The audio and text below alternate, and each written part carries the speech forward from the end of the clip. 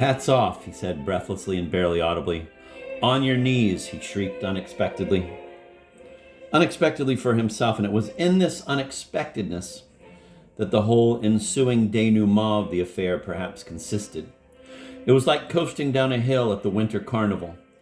Can a sled that is already going down stop in the middle of the hillside? As ill luck would have it, Andrei Antonovich had been distinguished all his life by the serenity of his character, and had never shouted or stamped his feet at anyone. And such men are far more dangerous if it once happens that their sled for some reason shoots off downhill. Everything went whirling around in front of him. Filibusters, he screamed, in an even more shrill and absurd way, and his voice cracked. He stood, still not knowing what he was going to do, but knowing and sensing with his whole being that he was now certainly going to do something. Lord, came from the crowd. Some fellow began to cross himself. 3 or 4 men indeed made as if to kneel, but the rest moved in a mass about 3 steps forward. And suddenly they all began to squawk at once. Your Excellency, the deal was for 40. The manager, don't you go telling us, etc., etc. Nothing could be made out of it. Alas, Andrei Antonovich was unable to make anything out. The flowers were still in his hand. The riot was as evident to him as the kibitkas had been earlier to Stepan Trofimovich. And amid the crowd of rioters who stood goggling at him, Peter Stepanovich kept darting about in front of him, agitating them. He who had not left him for a moment since the day before, Peter Stepanovich, the detested Peter Stepanovich. Birch rods, he cried still more unexpectedly. A dead silence ensued. This was how it went at the very beginning, judging by the most precise information and my own conjectures. But on what followed, the information becomes less precise, as do my conjectures. There are, however, certain facts. First, the birch rods appeared somehow all too hastily. They had apparently been readied in advance by the quick-witted police chief. However, only 2 men were punished in all, I think, not even 3. I insist on that. That all the men, or at least half of them, were punished is sheer invention. It is also nonsense that some poor but noble lady was supposedly seized as she was passing by and promptly thrashed for some reason, and yet I later read about this lady myself in a report in one of the Petersburg newspapers. Many people here were talking about a woman from the cemetery almshouse, a certain Avdotia Petrovna Teragipin, who, as she was crossing the square on her way back to the almshouse, supposedly pushed her way through the spectators and out of natural curiosity, and on seeing what was happening, exclaimed, "Shame on him," and spat. For this she was supposedly picked up and also, quote, attended to, end of quote. Not only was this case printed, but a subscription for her benefit was set up here in town on the spur of the moment. I myself donated 20 kopecks. And what then? It turns out that there was never any such almshouse Terabitkin woman in our town at all. I went myself to inquire at the almshouse by the cemetery. They had never even heard of any Teragipkin woman. Moreover, they got quite offended when I told them the rumor. In fact, I mentioned this non-existent Avdotia Petrovna only because the same thing that happened with her, if she had existed in reality. No, you gotta take it. Okay.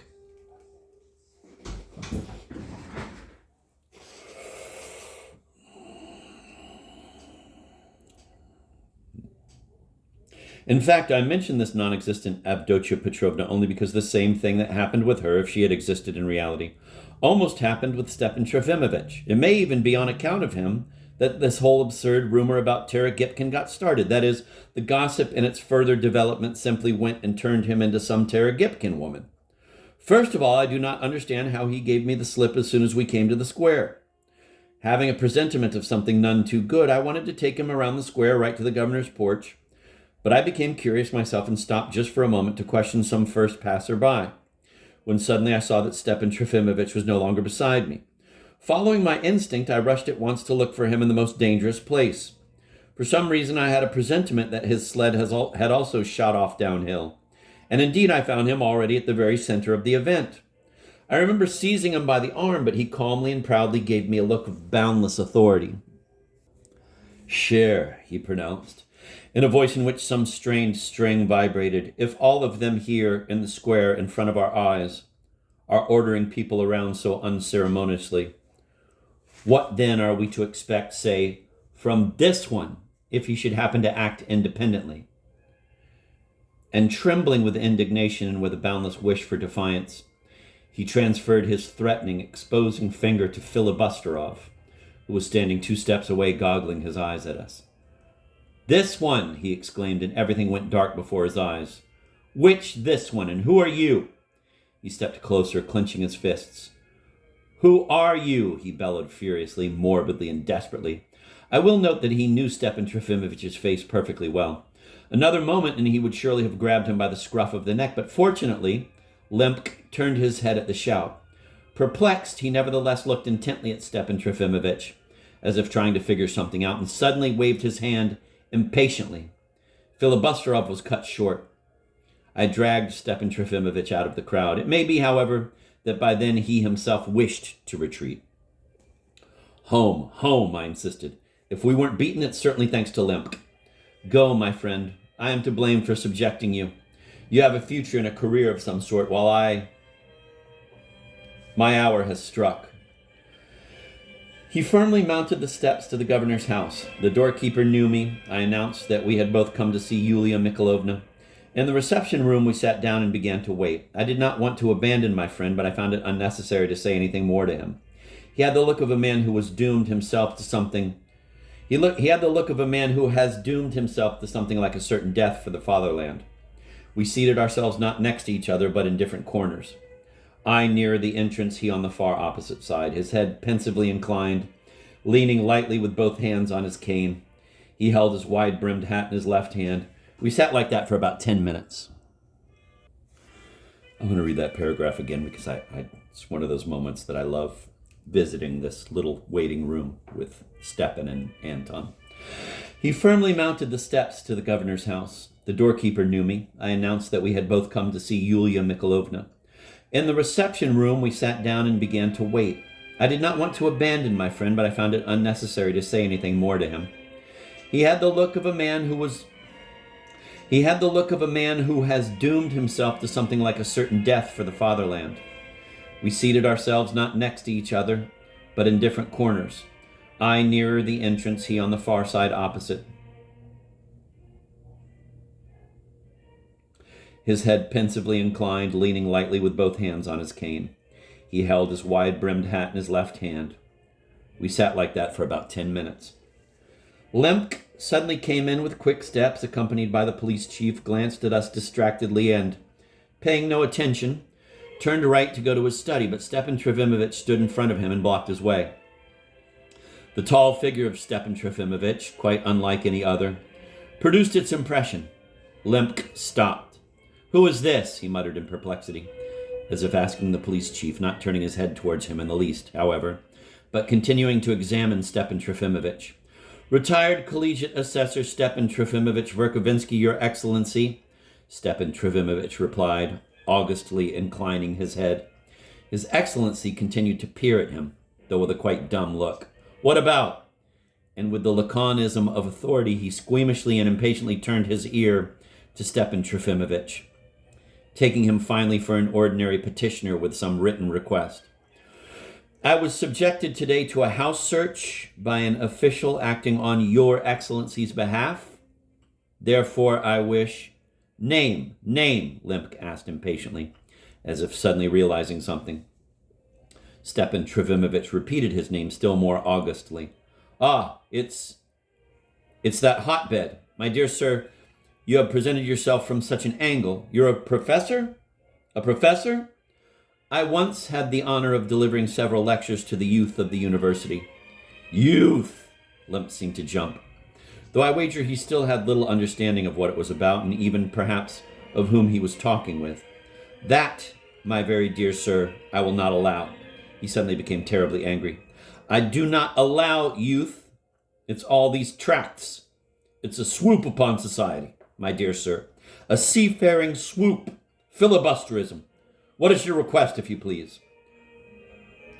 "On the contrary, your wife has requested of me that I read tomorrow at her fete. But I myself have no requests, but have come seeking my rights at the fete." "There will be no fete." I will not allow your fete, sir. Lectures? Lectures, he cried furiously. I wish very much that you would speak more politely with me, Your Excellency, and not stamp your feet or shout at me as at a boy. You understand perhaps with whom you are talking, Lemke flushed. Perfectly well, Your Excellency. I shield society with myself while you destroy it. Destroy it! You! I remember about you, however.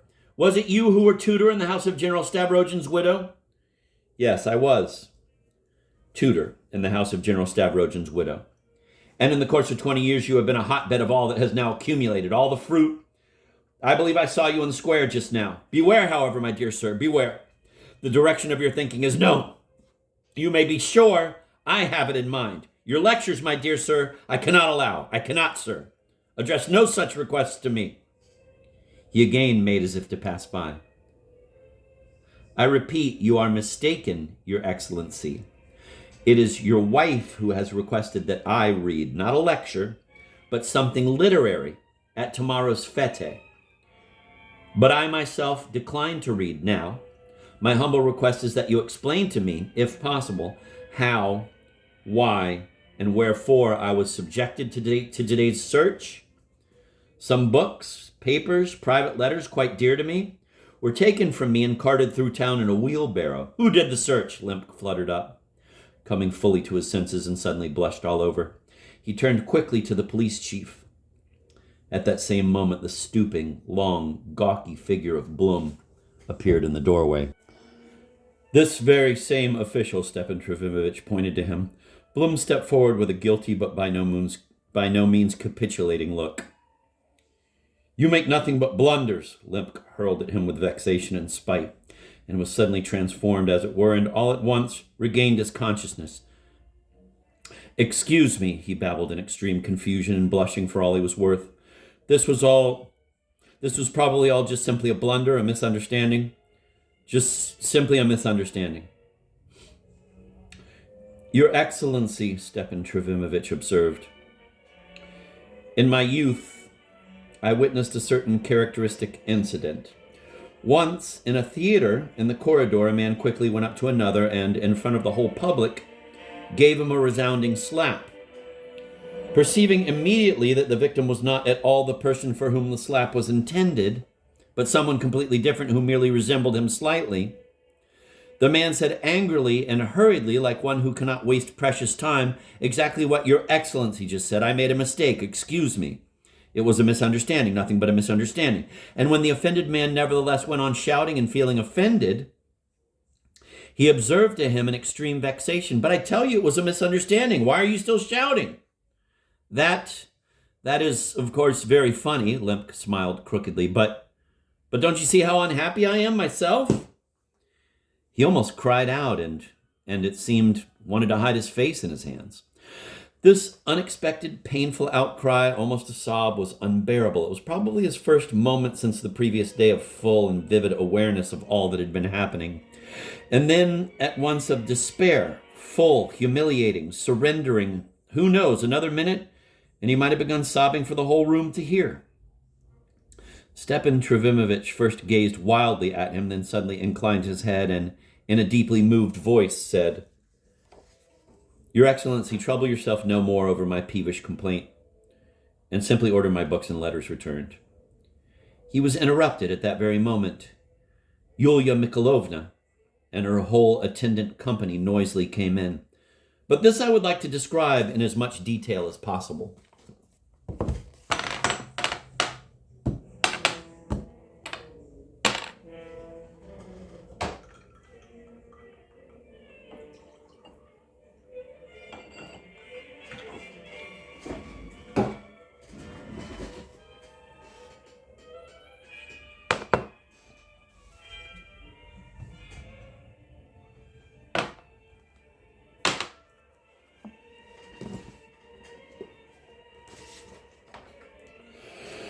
First of all, everyone from all three carriages came crowding into the reception room at once. There was a separate entrance to Yulia Mikhailovna's room, straight from the porch to the left, but this time everyone made their way through the reception room.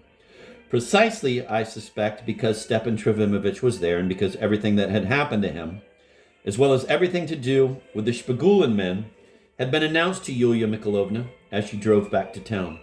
Lyamshin, who had been left behind for some offense and had not taken part in the excursion, had thus learned everything before anyone else and was able to announce it to her. With malicious glee, he raced down the road to Skvoreshniki on a hired Cossack nag to meet the returning cavalcade with the merry news. I suppose Yulia Mikhailovna, in spite of all her lofty resolution, was still a bit embarrassed on hearing such a surprising report, though probably only for a moment. The political side of the question, for instance, could not worry her. Peter Stepanovich had already impressed it upon her at least 4 times that the Shpigulin ruffians all ought to be flogged, and Peter Stepanovich had indeed some time since become a great authority for her. But all the same, I'll make him pay for it, she must have thought to herself. And the him referred, of course, to her husband.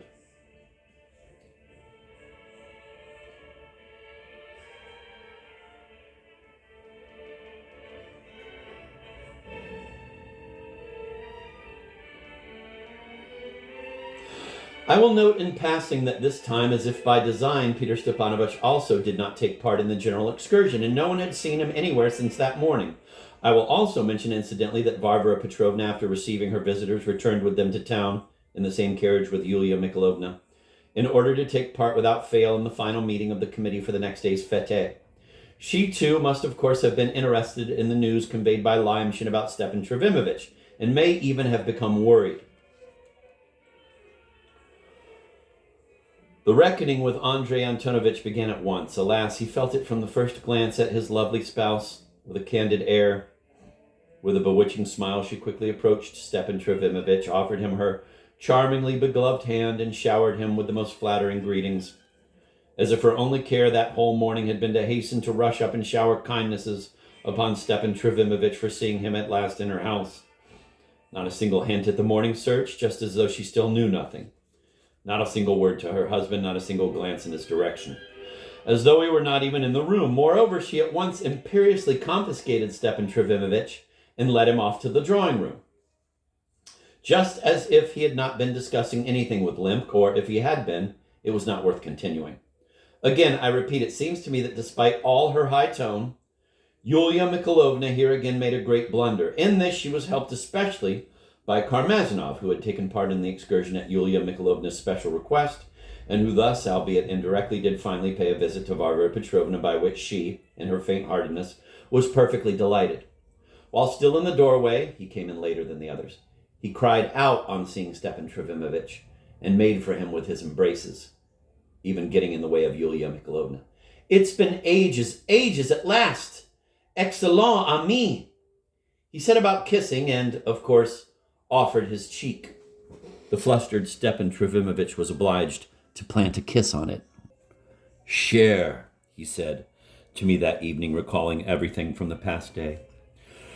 At that moment I thought, which of us is the meaner, he who is embracing me so as to humiliate me right here, or I who despise him and his cheek and yet kiss it right there, though I could turn away. Pah! "So tell me everything," Karmazinov mumbled and lisped, as though it were possible just to up and tell him one's whole life over 25 years. But this silly frivolity was in high tone. "Remember, you and I last saw each other in Moscow at a dinner in honor of Granovsky, and 24 years have passed since then," Stepan Trofimovich began, quite reasonably, and therefore not at all in high tone. "C'est cher home," Karmazinov interrupted shrilly and familiarly, squeezing his shoulder much too amiably with his hand. "But do take us quickly to your rooms, Yulia Mikhailovna. He'll sit down there and tell us everything."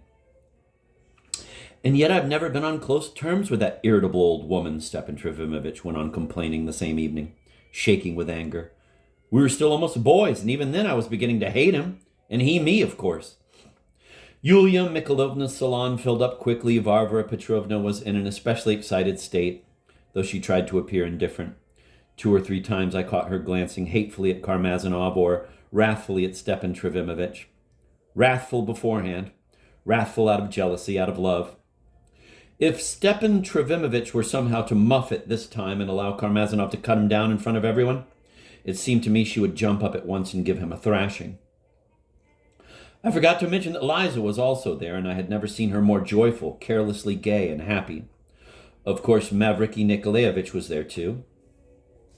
Then, in the crowd of young ladies and half-licentious young men who constituted Yulia Mikhailovna's usual retinue, among whom this licentiousness was taken for gaiety and a pennyworth cynicism for intelligence, I noticed 2 or 3 new faces, some visiting and much mincing Pole, some German doctor, a hale old fellow who kept laughing loudly and with pleasure at his own witzes.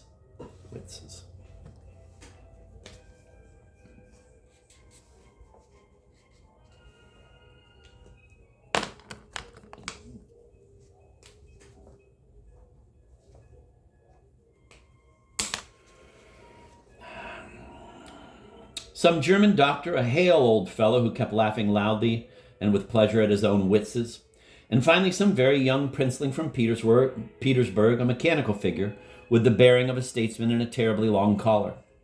But one could see that Yulia Mikhailovna greatly valued this visitor and was even anxious for her salon. "Cher Monsieur Karmazinov," Stepan Trivinovich began to speak, sitting himself down picturesquely on the sofa, and suddenly beginning to lisp, no worse than Karmazinov. "Cher Monsieur Karmazinov, the life of a man of our former time and of certain convictions, even over a span of 25 years, must appear monotonous." The German burst into a loud and abrupt guffaw, like a whinny, apparently thinking that Stepan Trivinovich had said something terribly funny. The latter looked at him with affected amazement, which failed, however, to produce any effect. The prince also looked, turning with all his choler towards the German and aiming his pince-nez at him, though without the least curiosity. "Must appear monotonous," Stepan Trivinovich deliberately repeated, drawing each word out as lengthily and unceremoniously as possible. "Such, too, has my life been for this whole quarter of a century. And as one finds more monks than reason everywhere, and since I fully agree with that, the result is that for this whole quarter of a century That's charming, the monks," Yulia Mikhailovna whispered, turning to Varvara Petrovna, who was sitting next to her. Varvara Petrovna responded with a proud look, but Karmazinov could not bear the success of the French phrase, and quickly and shrilly interrupted Stepan Trivinovich. "As for me, I am at ease in that regard, and it's 7 years now that I've been sitting in Karlsruhe. And when the city council decided last year to install a new drain pipe, I felt in my heart that this Karlsruhean drain pipe question was dearer and fonder to me than all the questions of my dear fatherland during all the time of these so-called reforms here. I am forced to sympathize, though it is counter to my heart," Stepan Trivinovich sighed, inclining his head significantly. Yulia Mikhailovna was triumphant. The conversation was acquiring both profundity and direction. "You mean a sewer pipe?" the doctor inquired loudly. "A drain pipe, doctor, a drain pipe, and I even helped them to draw up the plan."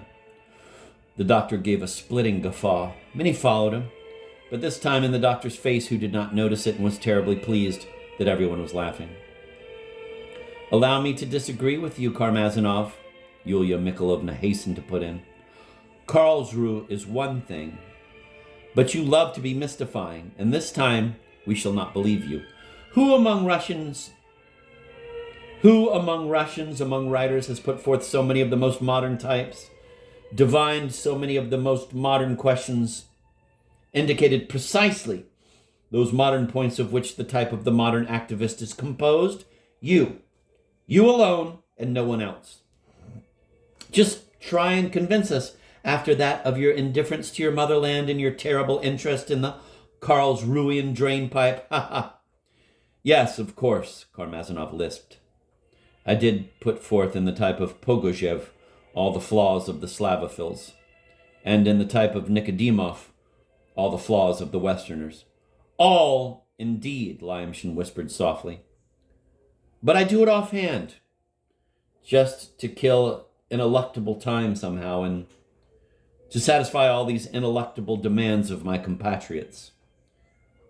It is probably known to you, Stepan Trofimovich, Yulia Mikhailovna went on rapturously, that tomorrow we shall have the delight of hearing the charming lines, one of Semyon Yegorovich's very latest, most gracious artistic inspirations. It is entitled Merci. In this piece, he announces that he will write no more, not for anything in the world. Even if an angel from heaven, or better say all of high society, should beg him to alter his decision. In short, he lays down his pen for the rest of his life. And this graceful merci is addressed to the public in gratitude for the constant rapture with which it has accompanied for so many years his constant service to honest Russian thought. Yulia Mikhailovna was at the height of bliss. Yes, it will be my farewell. I'll say my merci and leave. And there, in Karlsruhe, I shall close my eyes. Karmazinov gradually started going to pieces. Like many of our great writers, and we have very many great writers, he could not resist praise and would begin to go soft at once, despite his wit. But I think this is pardonable. They say one of our Shakespeares blurted right out in private conversation that, quote, for us great men, it is impossible to do otherwise, end of quote, etc. And what's more, did not even notice it. There, in Karlsruhe, I shall close my eyes. For us great men, all that's left, once our work is done, is to hasten to close our eyes. Without seeking a reward, I shall do the same. Give me the address and I'll come to visit your grave in Karlsruhe, the German guffawed boundlessly. Nowadays, they even send dead people by train, one of the insignificant young men said unexpectedly. Lyamshin simply squealed with delight. Yulia Mikhailovna frowned. Nikolai Stavrogin entered. And I was told you'd been taken to the police station, he said loudly, addressing Stepan Trofimovich first of all. No, just my stationery, Stepan Trofimovich punned. But I hope it will not have the slightest influence upon my request, Yulia Mikhailovna picked up again. I hope that, notwithstanding this unfortunate annoyance of which I still have no idea, you will not disappoint our best expectations and deprive us of the delight of hearing your reading at the literary matinee. I don't know, I'm so unfortunate, Varvara Petrovna. And imagine, precisely when I so desired to quickly make the personal acquaintance of one of the most remarkable and independent Russian minds. And now Stepan Trofimovich suddenly expresses his intention of withdrawing from us. Your compliment was spoken so loudly that I, of course, ought to turn a deaf ear to it, Stepan Trofimovich rapped out. But I do not believe that my poor person was so necessary for your fete tomorrow. However, No, you're going to spoil him, Peter Stepanovich cried, running quickly into the room. I've just taken him in hand, and suddenly in one morning, a search, an arrest. A policeman grabs him by the scruff of the neck, and now the ladies are cooing over him in the burgomaster's salon. Every little bone in him is aching with delight now. He's never dreamed of such a gala performance. Wait and see how he starts denouncing the socialists now. That cannot be, Peter Stepanovich. Socialism is too great an idea for Stepan Trofimovich not to be aware of it. Yulia Mikhailovna interceded energetically. The idea is great, but those who profess it are not always giants. And let's break off there, my dear. Stepan Trofimovich concluded, addressing his son and rising handsomely from his place. But here a most unexpected circumstance occurred. Von Lemke had already been in the salon for some time, but had gone as if unnoticed by anyone, though everyone had seen him come in. Yulia Mikhailovna, still set on her former idea, continued to ignore him. He placed himself by the door and, with a stern look, gloomily listened to the conversation. On hearing the morning's events alluded to, he began looking around somehow uneasily, fixing his stare first on the prince, apparently struck by the thrust of his heavily starched collar, Then he suddenly seemed to give a start, hearing the voice of Peter Stepanovich and seeing him run in. And as soon as Stepan Trofimovich managed to utter his maxim about the socialists, he suddenly went up to him, knocking on the way into Lyamshin, who jumped aside at once with an exaggerated gesture of surprise, rubbing his shoulder and pretending he had been badly hurt.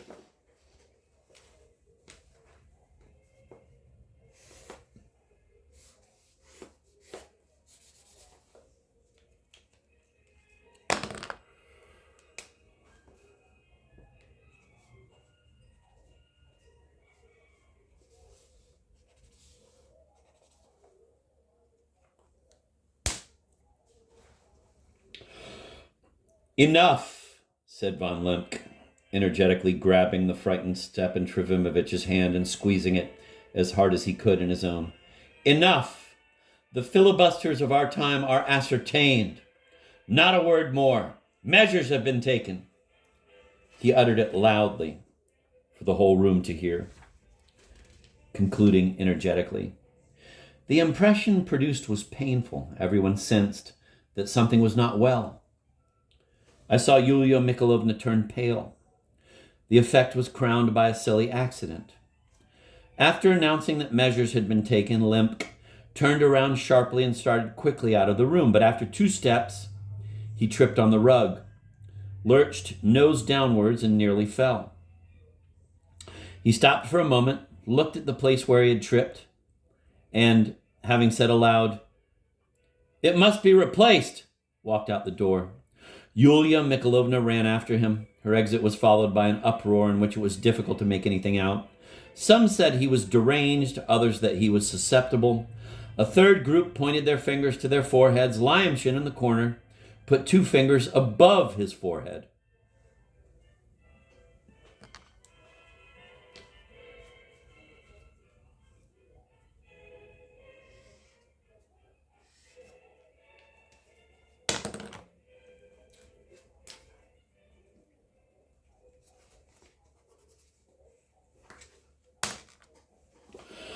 There were hints at some domestic events, all in a whisper, of course. None of them took their hats, but all were waiting.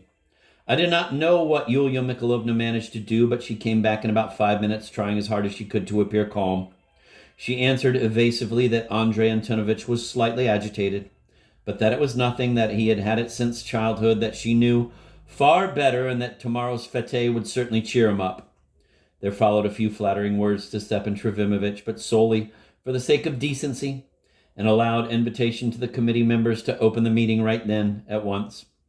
Only now did those not participating in the committee start preparing to go home. But the painful adventures of that fatal day were not yet over. At the very moment when Nikolai Vsevolodovich entered, I noticed that Liza looked quickly and intently at him, and for a long time afterwards did not take her eyes off him. So long that in the end it aroused attention. I saw that Mavriky Nikolaevich bent over her from behind, and it seemed wanted to whisper something to her, but evidently changed his intention and quickly straightened up, looking around at everyone like a guilty man. Nikolai Vsevolodovich, too, aroused curiosity. His face was paler than usual and his gaze uncommonly distracted. After tossing his question at Stepan Trofimovich on entering, it was as if he forgot about him at once, and indeed, it seems to me, he even forgot to approach the hostess. He never once glanced at Liza, not because he did not want to, but I maintain because he did not notice her at all either. And suddenly, after some silence following Yulia Mikhailovna's invitation to open the last meeting without further delay, suddenly there came Liza's ringing, deliberately loud voice. She called to Nikolai Stavrogin. "Nikolai Vsevolodovich, some captain who calls himself your relation, your wife's brother, a man by the name of Lebyadkin, keeps writing indecent letters to me, complaining in them about you, offering to reveal to me certain secrets concerning you. If he really is your relation, do forbid him to offend me and rid me of this unpleasantness." The terrible challenge could be heard in these words. Everyone understood that. The accusation was obvious, though perhaps unexpected even for her. She was like someone closing her eyes and throwing herself off a roof.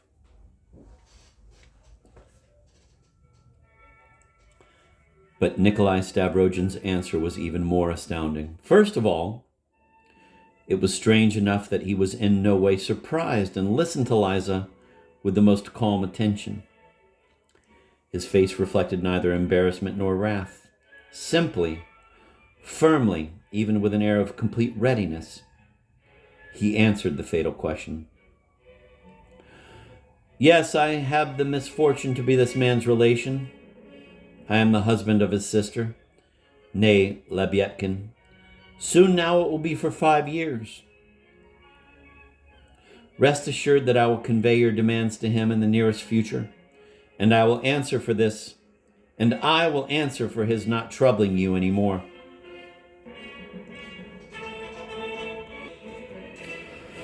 I will never forget the horror that was expressed on Varvara Petrovna's face. With an insane look, she rose from her chair, holding her right hand up in front of her as if to defend herself. Nikolai Vsevledovich looked at her, at Liza, at the spectators, and suddenly smiled with boundless haughtiness. Unhurriedly, he walked out of the room. Everyone saw how Liza jumped up from the sofa as soon as Nikolai Vsevledovich turned to leave, and made an obvious move to run after him, but caught hold of herself and did not run, but walked out quietly, also without saying a word to anyone or looking at anyone, accompanied, of course, by Mavriky Nikolaevich, who rushed after her. Of the uproar and talk in town that evening, I will not even make mention. Varvara Petrovna locked herself in her townhouse, and Nikolai Vsevledovich, it was said, drove straight to Skvoreshniki without seeing his mother.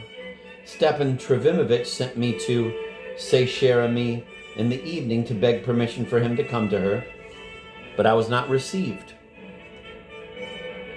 He was terribly struck. He wept.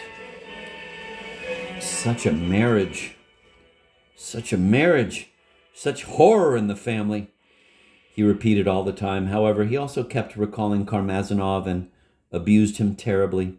He was preparing energetically for the next day's reading, and the artistic nature, preparing in front of the mirror, recalling all his witticisms and little puns over the course of his life, specially written down in a notebook, so as to introduce them into the next day's reading. My friend, this is for the sake of a great idea, he said to me, apparently justifying himself. Cher ami. I have moved from my place of 25 years and suddenly set out. Where? I do not know, but I have set out.